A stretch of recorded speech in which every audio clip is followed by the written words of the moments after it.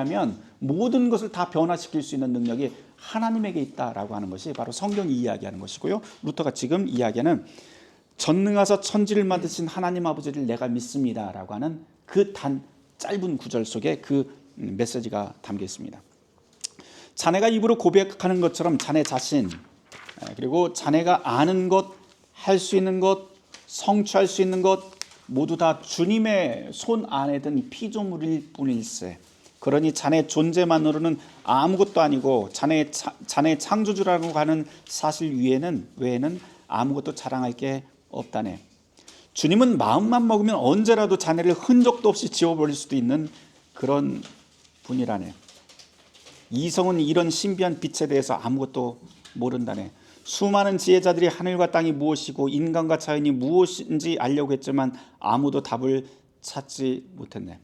제가 얼마 전에 TV를 보는데요, 과학자들이 쫙 앉아갖고 뭐 뇌과학자, 천체물리학자 뭐 이거 쭉 앉아서 토크쇼를 하더라고요. 근데 토크쇼 주제가 뭐냐면 잠이었어요. 잠의 신비에 대한 이야기를 해요. 그래서 뇌과학자가 무슨 이야기를 하냐면은 잠이라고 하는 것은 우리의 뇌가 휴식을 취한대요. 정지한대요. 휴식을 취하는데 잠도 하나로 규정을 할 수가 없대요. 사람들은 잘 적에 가수면 상태에서 이 뇌가 막 활동하던 것이 딱 안정화가 되기 시작을 하는데, 좌뇌와 우뇌가 다 안정화가 되면서 휴식을 취하는데, 새들 가운데는 한쪽은 움직이고 한쪽은 쉬는 경우가 있대요. 뭐 올빼미 같은 거, 그걸 어디에서 보게 되냐면, 올빼미들 잘 때게 어떻게 자는 줄 아세요? 한쪽만 감고 자는 거 아세요 혹시? 한쪽만 감고. 그러다가 좀 지나면 이쪽 눈 감고 자요. 그게 무슨 얘기냐면 이쪽 뇌는 살아있고 이쪽 뇌는 잠자는 거예요. 근데 더 재밌는 이야기를 해주는데요, 새들이 전선 위에 있는 새들이 전선 위에 하나, 둘, 셋, 넷, 다섯, 여섯, 한 10마리가 있다고 쳐요. 그러면 자는 모습을 이렇게 보면 여기 있는 이 새들은 다 눈을 다 감고 잔대요. 근데 여기에 있는 이 새는요, 양쪽 끝에 있는 새는 어떻게 하냐면은 이쪽 눈은 뜨고 이쪽 눈은 둥둥 감고 자요. 여기는 어떻게 할까요? 여기는 뜨고 여기는 눈을 감고 자요. 그랬다가 계속 그렇게 할 수가 없으니까 이쪽 뇌도 자야 되잖아요. 그래서 살짝 돌아선대요. 반대 방향으로 돌아서서 이쪽 눈을 감고 그렇게 산대요. 그러면서 잠이라고 하는 것이 이 잠을 통해서 휴식을 하고 몸이 다시 일어난대요. 그러면서 하는 얘기가 뭐라냐면은, 그런데 아직까지 밝혀지지 않은 몇 가지 일들이 있는데 뭐냐면, 우리는 왜 자야 하는지 모른대요. 왜 자야 하는지. 이미 태어나서 에너지가 다 안에서 돌고 있잖아요. 먹어서 다 소화가 되고 하는데 굳이 우리한테 잠이 왜 필요할까? 근데 잠을 일주일만 안 자도 사람이 죽어버린다는 거예요. 생명체들이. 그거는 어떻게 설명을 할 수 있을지 과학자들도 난제래요. 이게 잠이 왜 필요한지. 왜 필요할까요? 우리한테. 그러면서 과학자들이 이야기하는 게 뭐냐면, 세상에는 우리가 과학으로 설명할 수 없는 게 너무너무 많다는 거예요. 소위 우리 이제 과학의 시대, 나중에는 어떻게 밝혀질지는 모르겠지만 그럼에도 불구하고 여전히 우리는 우주 천체의 신비의 한가운데서 아주 조금밖에 알고 있지 않다라고 하는 이야기를 해요. 잠자는 거 하나만으로도 이렇게 신비한 세상이에요. 그렇죠? 자, 계속 읽어보도록 하죠. 수많은 지혜자들이 하늘과 땅이 무엇이고 인간과 자연이 무엇인지 알려고 했지만 아무도 답을 찾지 못했네. 그러나 여기 사도신조 첫 구절에 주님이 무에서 모든 만물을 창조했다고 선포하고 있고, 우리의 신앙은 이를 확인해 준다네. 지금 우리가 살아가는 땅이야말로 주님의 피조물들이 경쾌한 기분으로 산책할 수 있는 기쁨의 동산이지. 이걸 설명하려면 너무 길어질 것 같으니까 여기까지만 하겠네. 둘째, 이 구절을 묵상하면서 감사할 것은 아무것도 아닌 우리가 주님의 선하심을 통해서 창조되었다는 것, 그리고 아무것도 아닌 우리에게 필요한 모든 걸 매일 채워주신다고 하는 사실, 우리에게 육체와 영혼, 이성과 오감 등등 이루 말할 수 없는 것들을 선물로 주셨고, 땅과 물고기, 새와 짐승을 관리할 존재로 세워줬다고 하는 사실이네. 창세기 1장부터 3장까지가 바로 그 내용일세. 셋째, 참으로 가슴치며 참여할 것은 우리의 불신앙과 감사하지 않는 모습이라네. 창조주 하나님께서는 우리에게 모든 것을 주셨지만 우리는 이 모든 것을 마음에 새기지도 깊이 묵상하지도 인정하지도 않는다네. 이건 이성 없는 짐승만도 못한 일이네. 우리가 너무 익숙해져 버린 거예요. 익숙해져서 타성해져서 정말 감사해야 될 것들이 무엇인지 예민하게 돌아보지를 않으면서 그냥 당연한 듯이 사는데 세상에 당연한 건 하나도 없다라고 하는 게 바로 이겁니다. 네 번째, 우리가 간구해야 될 것은 창조에 관한 이 항목이 선언하는 것처럼 사랑의 주님을 우리의 창조주로 믿고 따를 수 있도록 바르며 확고한 믿음을 달라고 진심으로 기도하는 거라네. 둘째, 구원자 우리 주 예수 그리스도를 믿습니다. 이 구절에서도 위대한 빛이 찾아들며 우리를 가르친다네. 창조 사건 다음에 아담의 범죄를 통해 세상의 죽음이 찾아들었지. 그러나 창조주의 아들이신 그리스도가 영원히 저주받은 죽음에서 우리를 어떻게 구해냈는지 이 항목이 답을 준다네. 자, 여기서 첫 번째 항목에서 설명했던 내용을 한번 상기해보게나. 자네 스스로 주님의 피조물이라고 하는 사실을 의심하지 않고 고백했듯이 여기서도 자네가 죽음에서 구원받았다는 걸 의심하지 말아야 하네. 여기에 덧붙여 모든 구절에 우리라고 하는 말을 붙여야 한다네. 나 혼자 예수님, 그러니까 내가 예수님을 믿습니다 뿐만 아니고요, 우리 주 예수 그리스도를 믿습니다, 이렇게 우리는 고백을 하잖아요. 여기서 중요한 건 우리라고 하는 단어예요. 우리 주 예수 그리스도라고 하는 말처럼 나뿐 아니라 우리를 위해서 고난당하시고 우리를 위해서 죽으시고 우리를 위해서 부활하셨다고 이해해야 하네. 우리라고 하는 단어 자체가 말하고 있듯이 이 모든 일은 바로 우리를 위한 사건이고 우리와 연결이 되어 있다네. 이것을 명심하게, 그 속에 바로 자네도 들어있다네. 제가 이제 루터의 그 신학들을 그 글들을 뭐 연구하고 하면서 하나 이제 깨달은 게 하나 있어요. 루터가 이제 예배에 대해서도 이제 고민을 하고 하는데요. 예배를 설명을 할 때 두 가지 개념으로 설명을 하곤 합니다. 하나는 우리를 위한 그리스도, 또 하나는 나를 위한 그리스도, 이렇게 표현을 해요. 우리를 위한 그리스도는요, 바로 설교를 통해서 일대 다수로 하나님께서 우리를 만나 주신 거예요.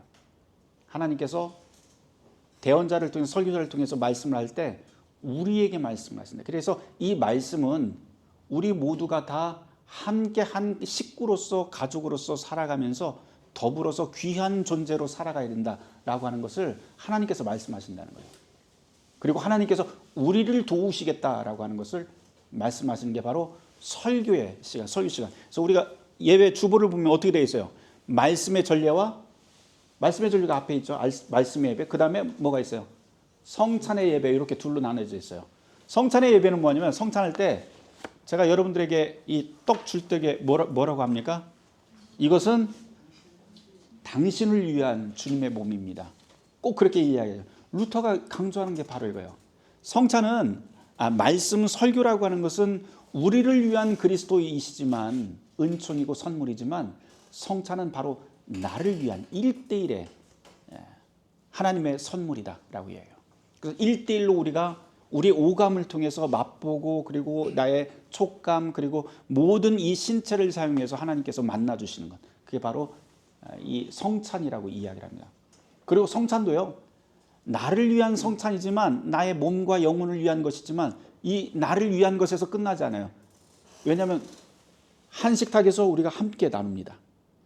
그래서 한 식탁에서 한 빵, 한 포도주를 함께 나누어서 우리가 그리스도의 지체가 되었다, 한 몸이 되었다라고 그렇게 고백을 할 수가 있고요. 또 성찬은 뭐예요? 주님께서 우리를 위해서 밥이 되어 주신 거예요. 양식이 되어 주신 거예요.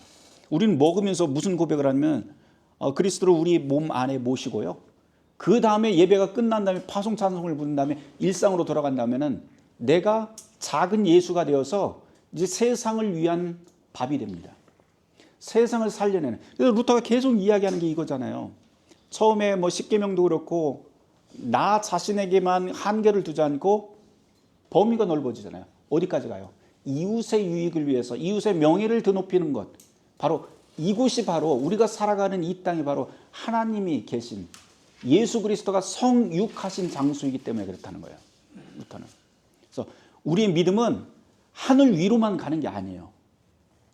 그랬다면 예수님께서 성육할 필요가 없었다는 이 이야기라는. 성육은 뭡니까? 하늘에 계신 하나님이 이 땅에 육체를 입고 이 땅에 오셨다라고 하는 거예요.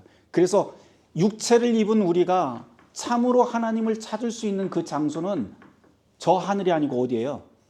바로 이 땅이에요. 우리가 살아가고 있는 이 장소예요. 그래서 여기가 그렇게 중요한 거예요. 귀하고. 여러분의 가정이 그래서 중요하고요. 서로의 얼굴, 배우자의 그 모습 속에서 우리는 예수님을 만나는 거예요. 내 자녀를 통해서 예수님을 만나고 하나님의 모습들을 엿볼 수 있는 거예요. 그것뿐만 아니고 내 직장이라든지 여러분들이 만나서 살아가고 있는 모든 삶의 장소가 바로 예수님을 만날 수 있는 장소라고 그렇게 루터는 아주 강조를 합니다. 자, 세 번째입니다. 마지막이죠. 성화라고 했는데요. 성령을 믿사오며 교회에 대한 이야기를 합니다. 여기 세 번째 위대한 빛이 찾아든다네.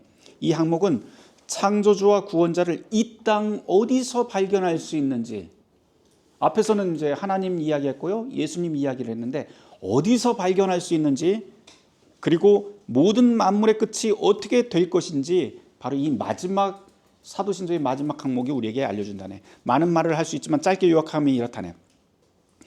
거룩한 그리스도의 교회가 있는 곳이라면 그곳이 어떤 곳이든 창조주 하나님과 구원자 하나님, 거룩하게 하시는 하나님을 만날 수 있다네. 교회가 이런 곳이 되어야 돼요. 교회가 하나님을 보여줄 수 있고 하나님을 만날 수 있는 장소들이 되어야 돼요.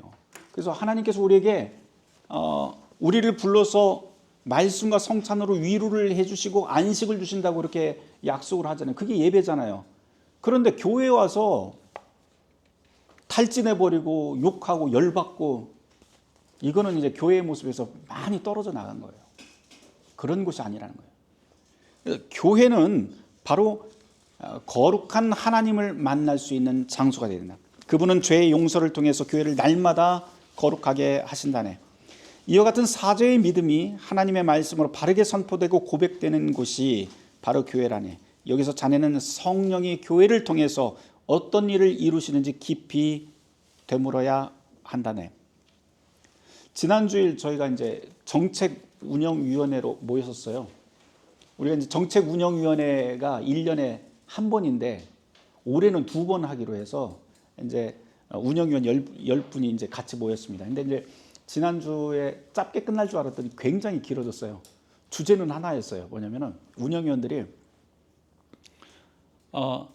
그냥 무슨 사업이나 예산 이런 거 짜는 것보다도 더 중요한 게 우리의 교회는 어떤 교회가 돼야 될까요? 라고 하는 주제로 난상 토론을 벌였어요. 저희가. 그때 몇 시에 끝났죠? 한 9시 반 끝났나요? 네, 8시 40분. 그 9시까지 그 이야기를 했어요. 그러면서 돌아가면서 이런저런 이야기들을 다 했는데 맨 마지막에 포커스가 맞춰진 맨 결론이 뭐였냐면 우리 교회는 드물지만 드물지 않는 교회가 됩시다. 어떤 성장이라든지 막 자연적인 성장은 저희가 막지는 않지만 사람 숫자 늘리기 위해서 무언가 프로그램으로 교회를 막 돌리고 사람들을 탈진하는 그런 교회는 우리는 지양합니다. 그러니까 앞으로 저한테 왜 교회 교인들 숫자가 안 늘어요? 그런 말씀 하지 마시고요. 운영위원들이 같이 그렇게 이제 합의를 다 했어요. 우리가 이런 교회가 됩시다. 누구든지 우리의 교회에 와서 말씀과 성찬으로, 그리고 교회에 와서 따뜻함을 느끼고 하나님의 얼굴을 만날 수 있다면 그걸로 우리의 교회는 됩니다. 그리고 우리의 교회는요, 누구를 자꾸 뿌리를 내리고 하는 것, 그것보다도 더 중요한 게 우리 교회를 통해서 나가는 사람들이 교회란 이런 곳이구나, 하나님의 나라란 이런 곳이구나 라고 하는 것을 조금이라도 인식하고 엿볼 수 있다면 우리 교회에게 맡겨진 역할과 소명은 오케이. 운영위원들이 그렇게 말씀하셨어요. 네. 저는 그렇게 듣고 나니까 제가 너무 감사한 거예요. 왜? 그게 원래 교회의 모습이니까. 근데 교인들 스스로 그렇게 말씀들을 다 해주시고 그렇게 의견을 모아가시고 또 이제 내년도부터 저희가 이제 뭐 프로그램이라든지 이제 교회 운영을 짤 텐데요. 다 거기에다 맞춰서 저희가 이제 갈 거예요. 우리의 교회는 이런 곳입니다. 드물지만 이 땅에서 교회라고 하는 이름으로 참 드물지만 드물지 않은 교회가 우리는 될 겁니다. 그러면서 이제 내년도 표어가 뭐냐면 거룩한 성만찬 공동체입니다. 우리 교회 밥상 공동체가 될 거고요. 그래서 내년도에는 잘 먹으려고요. 저희 잘 먹고 함께 잘 식사도 잘하고 교제도 잘하고 그런 교회가 되려고 합니다. 자, 계속 읽어볼까요? 자네도 이런 교회에 부름받아 오게 된 것을 감사해야 하네. 가슴치며 참회해야 할 것은 이 진리를 믿지 못하는 우리의 불신앙, 그리고 이 모든 것에 감사할 줄 모르는 우리의 배은만덕한 태도라네. 그렇게 우리는 바르고 굳건한 신앙을 달라고 기도해야 하네. 죽은 자의 부활을 지나 모든 만물이 영원한 생명에 이르기까지 굳건한 믿음 위에 자네가 서 있길 바라네. 네, 여기까지입니다. 우리가 이제 이 글로 기도하는 법에 대해서 잠깐 몇 주 동안 함께 공부를 했는데요. 여러분들이 이 글을 어떻게 읽고 또 이해를 하셨는지는 잘 모르겠지만 중요한 것은 루터한테 굉장히 중요한 것은요, 진실하게 하나님 앞에 진실하게 기도할 것, 그리고 기도할 적에 말씀을 가지고 기도하라. 그리고 시간을 좀 정해놓고 좀 기도 습관을 좀 들이시라라고 하는 것들, 그리고 성령에 사로잡히게 되면 자유롭게 기도해라. 그리고 우리의 기도가 나 혼자뿐만 아니고 바로 이웃을 위한 하나님의 뜻이 이 땅에서 성취될 수 있는 그런 기도들, 그리고 말뿐만 아니고 우리가 그렇게 살아야 된다라고 하는 것까지도 이야기를 드립니다. 광고 하나 합니다. 다음 주, 그 다음 주 딱 2주 정도만 딱 해서요, 루터의 95개조 논제를 저희가 같이 공부를 하려고 그래요. 그래서 그거 끝난 다음부터 저희가 사사기로 들어가서 이제 중간에 이제 루터 이야기 다 했으니까요, 성경 강해로 그때부터 들어가도록 하겠습니다. 다음 주에 그렇게 시작하도록 하겠습니다. 제가 기도하고 마치도록 합니다. 주님 감사합니다. 저에게 골방도 주시고 교회도 주시고 또한 하나님을 만날 수 있는 우리의 일상도 주님께서 주셨습니다. 우리가 살아가는 모든 자리에서 하나님 앞에 서 있다는 것 저희가 잊지 않게 하시고, 나 혼자 살아가는 게 아니라 함께 같은 뜻을 품고 걸어가는 교회 공동체가 있다고 하는 것도 잊지 않게 하여 주시옵소서. 주님, 말씀으로 기도로 저희들의 삶을 매번 돌아보고 하나님께 감사하며 하나님의 뜻을 구하는 삶을 살게 하여 주시옵소서. 오늘 이 시간 저희가 적은 숫자가 함께 모였지만 함께 진심으로 함께 공부하고 또한 우리의 삶을 되돌아봅니다. 주님, 이제 우리의 일상으로 돌아갈 적에 그곳에서 풍성한 기도의 삶, 성령님과 함께 동행하는 그러한 복된 삶이 되게 하여 주시옵소서. 이 모든 말씀 예수 그리스도 이름 받들어 감사하며 기도드립니다. 아멘. 축도합니다. 지금은 우리 구주 예수 그리스도의 은혜와 하나님 아버지의 극진하신 사랑과 성령님의 감동 감화하시는 놀라운 역사가 이제로부터 영원토록 함께 하실지어다.